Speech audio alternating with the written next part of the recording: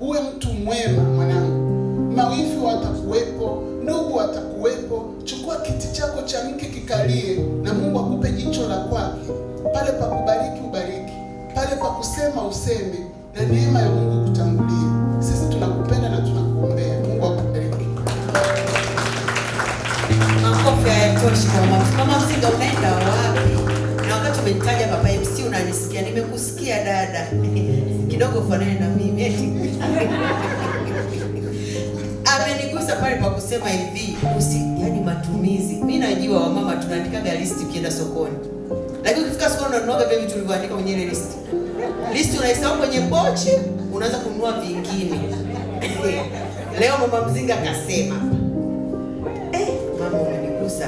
Mungu akubariki. Alafu huyu mama kafanana pia na shangazi yangu, jicho akikuangalia vimkali. Nimkali. Nimekuona. Yaani unafanana na shangazi yangu hatari. Basi jamani, kina mama tuje tumpongeze Mama Mzinga hapa.